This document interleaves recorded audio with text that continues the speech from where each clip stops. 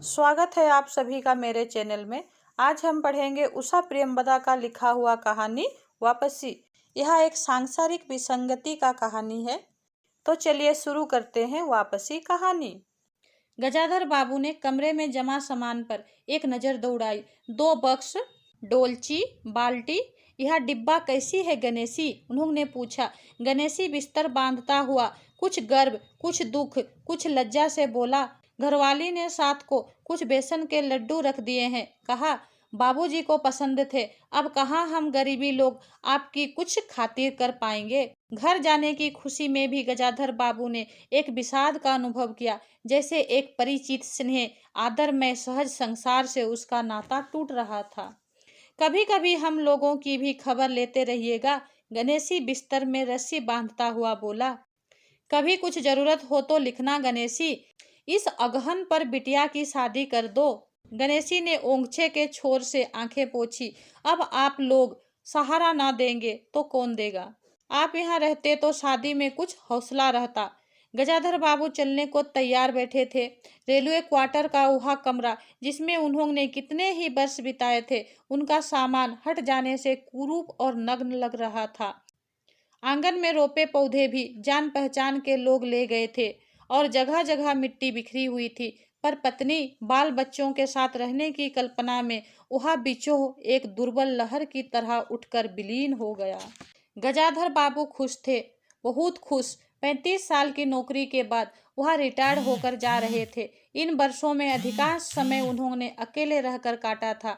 उन अकेले क्षणों में उन्होंने इसी समय की कल्पना की थी जब वह अपने परिवार के साथ रह सकेंगे। इसी आशा के सहारे वह अपने अभाव का बोझ ढो रहे थे। संसार की दृष्टि में उनका जीवन सफल कहा जा सकता था। उन्होंने शहर में एक मकान बनवा लिया था, बड़े लड़के अमर और लड़की कांति की शादी कर दी थी। 2 बच्चे ऊंची कक्षाओं में पढ़ रहे थे। गजाधर बाबू नौकरी के कारण प्रायः छोटे स्टेशनों पर रहे और उनके बच्चे और पत्नी शहर में, जिसे पढ़ाई में बाधा ना हो। गजाधर बाबू स्वभाव से बहुत स्नेही व्यक्ति थे और स्नेह के आकांक्षी भी। जब परिवार साथ था, ड्यूटी से लौटकर बच्चों से हंसते बोलते, पत्नी से कुछ मनोविनोद करते। उन सबके चले जाने पर उनके जीवन में गहन सूनापन भर उठता। खाली क्षणों में उनसे घर में टिका ना जाता। कभी प्रकृति के न होने पर भी उन्हें पत्नी की स्नेहपूर्ण बातें याद आती रहती। दोपहर की गर्मी होने पर भी 2 बजे तक आग जलाए रहती और उनके स्टेशन से वापस आने पर गरम गरम रोटियां सेकती। उनके खा चुकने और मना करने पर भी थोड़ा सा कुछ और थाली में परोस देती और बड़े प्यार से आग्रह करती। जब वह थके हारे बाहर से आते तो उनकी आहट पा वह रसोई के द्वार पर निकल आती और उसकी सलज्ज आंखें मुस्कुरा उठती। गजाधर बाबू को तब हर छोटी बात याद आती और वह उदास हो उठते। अब कितने वर्षों बाद वह अवसर आया था जब वह फिर उसी स्नेह और आदर के मध्य रहने जा रहे थे। टोपी उतारकर गजाधर बाबू ने चारपाई पर रख दी, जूते खोलकर नीचे खिसका दिए। अंदर से रह रह कर कहकहों की आवाज आ रही थी। इतवार का दिन था और उनके सब बच्चे इकट्ठे होकर नाश्ता कर रहे थे।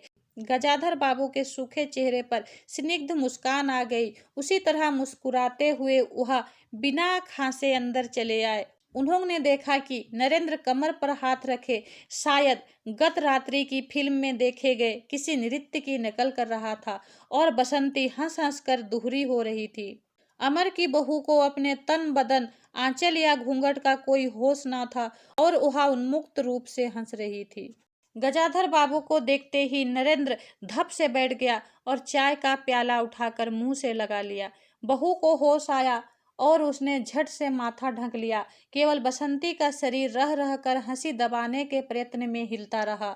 गजाधर बाबू ने मुस्कुराते हुए उन लोगों को देखा, फिर कहा, क्यों नरेंद्र, क्या नकल हो रही थी? कुछ नहीं बाबूजी, नरेंद्र ने सिटपिटा कर कहा। गजाधर बाबू ने चाहा था कि वह भी इस मनोविनोद में भाग लेते, पर उनके आते ही जैसे सब कुंठित हो चुप हो गए। उससे उनके मन में थोड़ी सी खिन्नता उपज आई। बैठते हुए बोले, बसंती, चाय मुझे भी देना। तुम्हारी अम्मा की पूजा अभी चल रही है क्या? बसंती ने माँ की कोठरी की ओर देखा। अभी आती ही होंगी और प्याले में उनके लिए चाय छानने लगी। बहू चुपचाप पहले ही चली गई थी। अब नरेंद्र भी चाय का आखिरी घूंट पीकर उठ खड़ा हुआ। केवल बसंती पिता के लिहाज में चौके में बैठी माँ की राह देखने लगी। गजाधर बाबू ने एक घूंट चाय पी ली, फिर कहा, बिट्टी चाय तो फीकी है, लाइए चीनी और डाल दूं? बसंती बोली, रहने दो, तुम्हारी अम्मा अब आएगी तभी पी लूंगा। थोड़ी देर में उनकी पत्नी हाथ में अर्घ्य का लोटा लिए निकली और अशुद्ध स्तुति कहते हुए तुलसी में जल दिया। उन्हें देखते ही बसंती भी उठ गई। पत्नी ने आकर गजाधर बाबू को देखा और कहा, अरे आप अकेले बैठे हैं, ये सब कहाँ गए? गजाधर बाबू के मन में फांक सी करके उठी, अपने अपने काम में लग गए हैं, आखिर बच्चे ही हैं।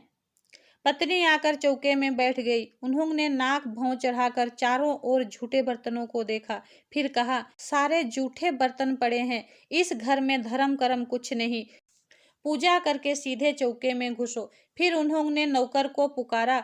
जब उत्तर ना मिला तो एक बार और उच्च स्वर में, फिर पति की ओर देखकर बोली, बहू ने भेजा होगा बाजार, और एक लंबी सांस लेकर चुप ही रही। गजाधर बाबू बैठकर चाय और नाश्ते का इंतजार करते रहे। उन्हें अचानक ही गणेशी की याद आ गई। रोज सुबह पैसेंजर आने से पहले वह गरम गरम पूरियां और जलेबी बनाता था। गजाधर बाबू जब तक उठकर तैयार होते, उनके लिए जलेबियां और चाय लाकर रख देता था।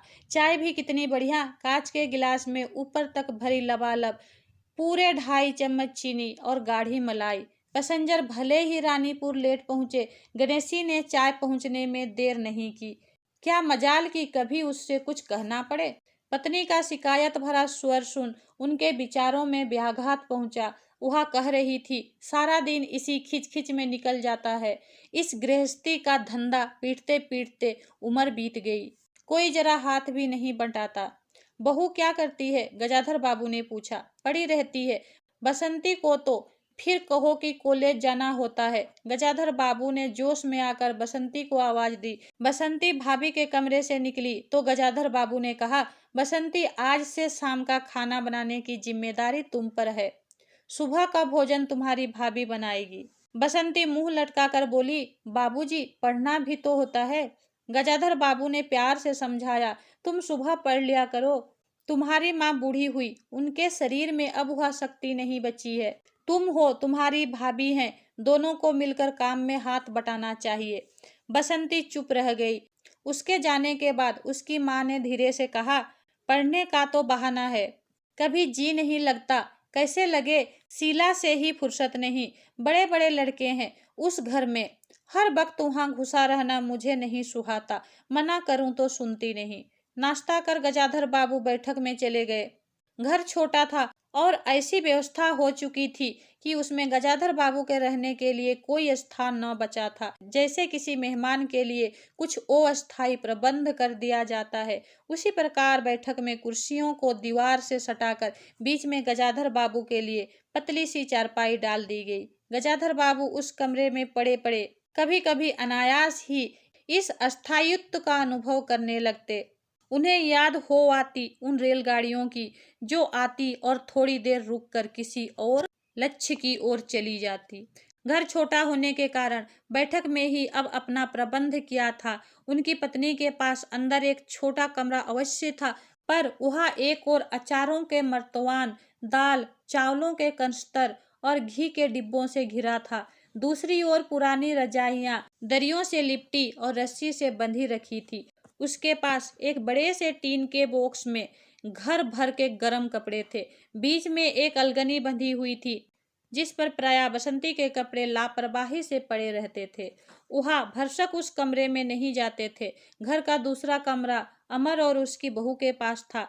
तीसरा कमरा जो सामने की ओर था बैठक था। गजाधर बाबू के आने से पहले उसमें अमर की ससुराल से आया बेंत की 3 कुर्सियां का सेट पड़ा था। कुर्सियों पर नीली गद्दियां और बहू के हाथ के गढ़े कुशन थे।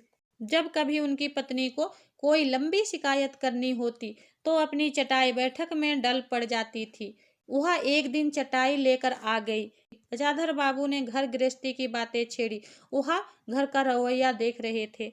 बहुत हल्के से उन्होंने कहा कि अब हाथ में पैसा कम रहेगा, कुछ खर्च कम होना चाहिए। सभी खर्च तो बाजिब बाजिब हैं, किसका पेट काटूं, यही जोड़ गांठ करते करते बूढ़ी हो गई, न मन का पहना न ओढ़ा। गजाधर बाबू ने आहत विस्मित दृष्टि से पत्नी को देखा। उनसे अपनी हैसियत छिपी न थी।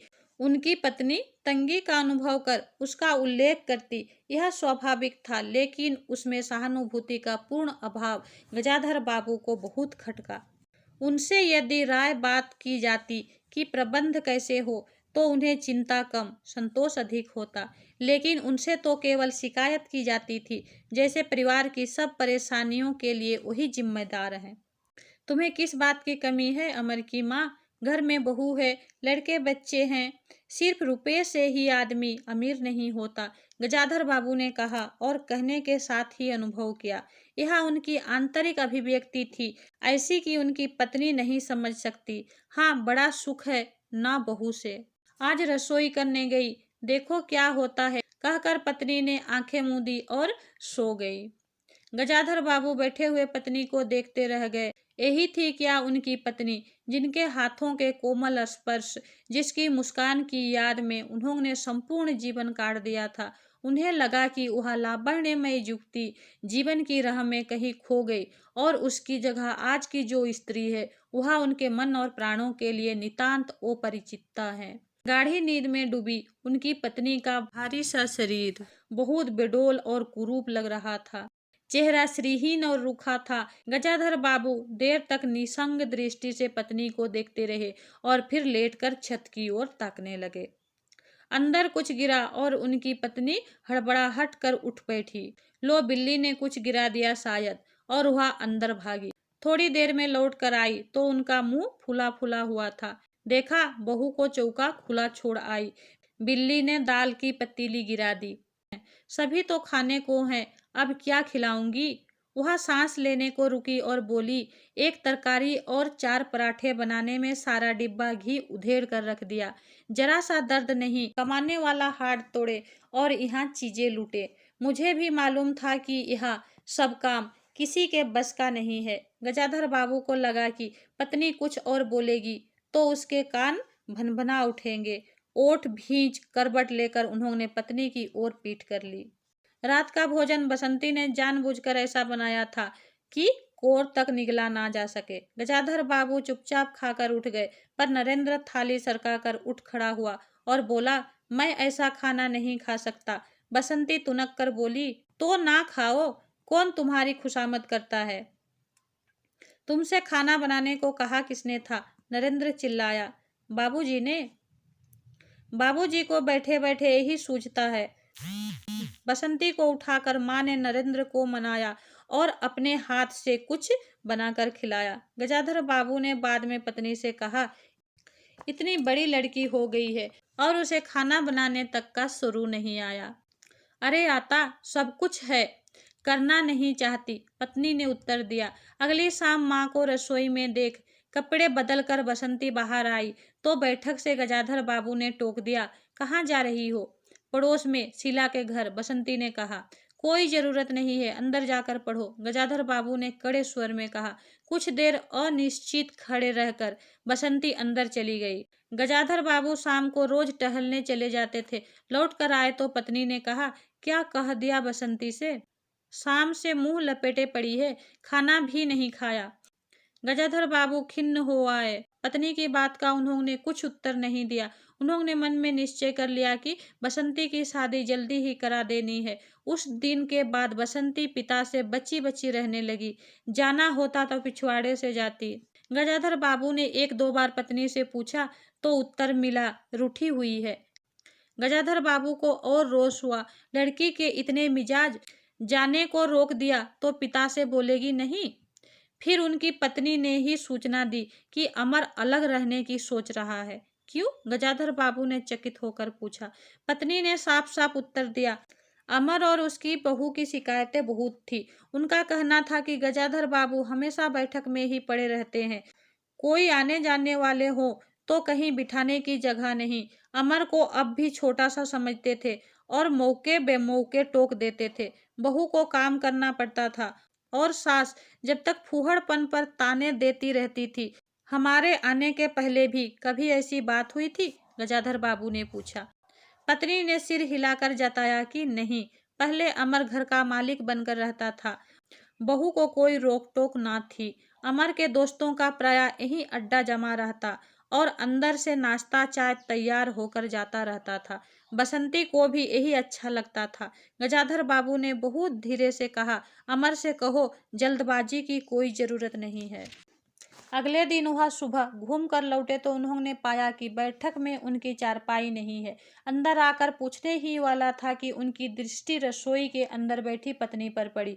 उन्होंने यह कहने को मुंह खोला कि बहू कहाँ है, पर कुछ याद कर चुप हो गई।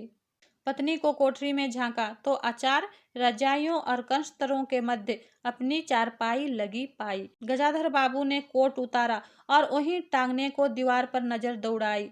फिर उसे मोड़कर अलगनी के कुछ कपड़े खिसकाकर एक किनारे टांग दिया। कुछ खाए बिना ही अपनी चारपाई पर लेट गए। कुछ भी हो, तन आखिरकार बूढ़ा ही था। सुबह शाम कुछ दूर टहलने अवश्य चले जाते, पर आते जाते थक उठते थे। गजाधर बाबू को अपना बड़ा सा खुला हुआ क्वार्टर याद आ गया। निश्चित जीवन, सुबह पैसेंजर ट्रेन आने पर स्टेशन की चहल पहल, चिर परिचित चेहरे और पटरी पर रेल के पहियों की खड खड जो उनके लिए मधुर संगीत की तरह थी। तूफान और डाक गाड़ी के इंजनों की चिंगाड़ उनकी अकेली रातों की साथी थी। सेठ रामजी मल के मिल के कुछ लोग कभी कभी पास आ बैठते, वही उनका दायरा था, वही उनके साथी। वह जीवन अब उन्हें एक खोई निषीध सा प्रतीत हुआ। उन्हें लगा कि वह जिंदगी द्वारा ठगे गए हैं। उन्होंने जो कुछ चाहा उनमें से उन्हें कुछ बूंद भी ना मिली। लेटे हुए वह घर के अंदर से आते विविध स्वरों को सुनते रहे। बहू और सास की छोटी सी झड़प, बाल्टी पर खुले नल की आवाज, रसोई के बर्तनों की खटपट और उसी में दो गौरैयों का वार्तालाप। और अचानक ही उन्होंने निश्चय कर लिया कि अब घर की किसी बात में दखल ना देंगे। यदि गृह स्वामी के लिए पूरे घर में एक चारपाई की जगह यही है तो यहीं पड़े रहेंगे। अगर कहीं और डाल दी गई तो वहां चले जाएंगे। यदि बच्चों के जीवन में उनके लिए कहीं स्थान नहीं तो अपने ही घर में परदेसी की तरह रहेंगे। और उस दिन के बाद सचमुच गजाधर बाबू कुछ नहीं बोले। नरेंद्र मांगने आया तो बिना कारण पूछे उसे रुपये दे दिए। बसंती काफी अंधेरा हो जाने के बाद भी पड़ोस में रही तो भी उन्होंने कुछ नहीं कहा। पर उन्हें सबसे बड़ा गम यह था कि उनकी पत्नी ने भी उनमें कुछ परिवर्तन लक्ष्य नहीं किया। वह मन ही मन कितना भार ढो रहे हैं, इससे वह अनजान ही बनी रही। बल्कि उन्हें पति के घर के मामले में हस्तक्षेप न करने के कारण शांति ही थी। कभी कभी कह भी उठती, ठीक ही है, आप बीच में न पड़ा कीजिए, बच्चे बड़े हो गए हैं, हमारा जो कर्तव्य था कर रहे हैं, पढ़ा रहे हैं, शादी कर रहे हैं। गजाधर बाबू ने आहत दृष्टि से पत्नी को देखा। उन्होंने अनुभव किया कि वह पत्नी और बच्चों के लिए केवल धनोपार्जन के निमित्त मात्र हैं। जिस व्यक्ति के अस्तित्व से पत्नी मांग में सिंदूर डालने की अधिकारी है, समाज में उसकी प्रतिष्ठा है, उसके सामने वह दो वक्त भोजन की थाली रख देने से सारे कर्तव्यों से छुट्टी पा जाती है। वह घी और चीनी के डिब्बों में इतनी नमी हुई है कि अब वही उनकी संपूर्ण दुनिया बन गई है। गजाधर बाबू उनके जीवन के केंद्र नहीं हो सकते। उन्हें तो अब बेटी की शादी के लिए भी उत्साह बुझ गया। किसी बात में हस्तक्षेप न करने के निश्चय के बाद भी उनका अस्तित्व उस वातावरण का एक भाग न बन सका। उनकी उपस्थिति उस घर में ऐसी असंगत लगने लगी थी जैसे सजी हुई बैठक में उनकी चारपाई थी। उनकी सारी खुशी एक गहरी उदासीनता में डूब गई। इतने सब निश्चयों के बावजूद गजाधर बाबू एक दिन बीच में दखल दे बैठे। पत्नी स्वभावानुसार नौकरों की शिकायत कर रही थी, कितना कामचोर है, बाजार की हर चीज में पैसा बनाता है, खाने बैठता है तो खाता ही चला जाता है। गजाधर बाबू को बराबर यह महसूस होता रहता था कि उनके घर का रहन सहन और खर्च उनकी हैसियत से कहीं ज्यादा है। पत्नी की बात सुनकर लगा कि नौकर का खर्च बिल्कुल बेकार है, छोटा मोटा काम है, घर में 3 मर्द हैं, कोई ना कोई कर ही देगा। उन्होंने उसी दिन नौकर का हिसाब कर दिया। अमर दफ्तर से आया तो नौकर को पुकारने लगा, अमर की बहू बोली, बाबूजी ने नौकर छुड़ा दिया है। क्यों? कहते हैं खर्च बहुत है। यह वार्तालाप बहुत सीधा सा था, पर जिस टोन में बहू बोली, गजाधर बाबू को खटक गया। उस दिन जी भारी होने के कारण गजाधर बाबू टहलने नहीं गए। आलस्य में उठकर बत्ती भी नहीं जलाई। इस बात से बेखबर नरेंद्र माँ से कहने लगा, अम्मा तुम बाबूजी से कहती क्यों नहीं? बैठे बिठाए कुछ नहीं तो नौकर ही छुड़ा दिया।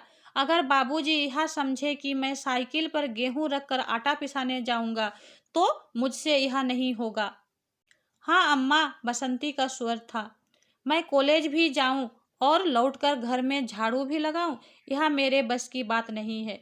बूढ़े आदमी हैं, अमर भुनभुनाया। चुपचाप पड़े रहे, हर चीज में दखल क्यों देते हैं? पत्नी ने बड़े व्यंग से कहा। और कुछ नहीं सूझा तो तुम्हारी बहू को चौके में भेज दिया। वहां गई तो 15 दिन का राशन 5 दिन में बनाकर रख दिया। बहू कुछ कहे इससे पहले वह चौके में घुस गई। कुछ देर में अपनी कोठरी में आई और बिजली जलाई और गजाधर बाबू को लेटे देख बड़ी सिटपिटाई। गजाधर बाबू की सुख मुद्रा से वह उनके भावों का अनुमान न लगा सकी। वह चुप आंखें बंद किए लेटे रहे। गजाधर बाबू चिट्ठी हाथ में लिए अंदर आए और पत्नी को पुकारा। वह भीगे हाथ लिए निकली और आंचल से पोंछती हुई पास आ खड़ी हुई। गजाधर बाबू ने बिना किसी भूमिका के कहा, मुझे सेठ रामजी मल की चीनी मिल में नौकरी मिल गई है। खाली बैठे रहने से तो 4 पैसे घर में आए, वही अच्छा है। उन्होंने तो पहले ही कहा था, मैंने ही मना कर दिया था। फिर कुछ रुक कर जैसे बुझी हुई आग में एक चिंगारी चमक उठे। उन्होंने धीमे स्वर में कहा, मैंने सोचा था कि बरसों तुम सबसे अलग रहने के बाद अवकाश पाकर परिवार के साथ रहूंगा। खैर परसों जाना है, तुम भी चलोगी? मैं? पत्नी ने सकपका कर कहा, मैं चलूंगी तो यहाँ का क्या होगा? इतनी बड़ी गृहस्थी, फिर सयानी लड़की। बात बीच में काट गजाधर बाबू ने हताश स्वर में कहा, ठीक है तुम यहीं रहो, मैंने तो ऐसे ही कहा था। और गहरे मौन में डूब गए। नरेंद्र ने बड़ी तत्परता से बिस्तर बांधा और रिक्शा बुला लाया। गजाधर बाबू का टीन का बॉक्स और पतला सा बिस्तर उस पर रख दिया। नाश्ते के लिए लड्डू और मठरी की डलिया हाथ में लिए गजाधर बाबू रिक्शे पर बैठ गए। दृष्टि उन्होंने अपने परिवार पर डाली, फिर दूसरी ओर देखने लगे और रिक्शा चल पड़ा। उनके जाने के बाद सब अंदर लौट आए। बहू ने अमर से पूछा, सिनेमा ले चलिएगा ना? बसंती ने उछलकर कहा, भैया हमें भी। गजाधर बाबू की पत्नी सीधे चौके में चली गई। बची हुई मठरियों को कोठरदान में रखकर अपने कमरे में आई और कस्तरों के पास रख दिया। फिर बाहर आकर कहा, अरे नरेंद्र, बाबूजी की चारपाई कमरे से निकाल दे, उसमें चलने तक की जगह नहीं है। धन्यवाद।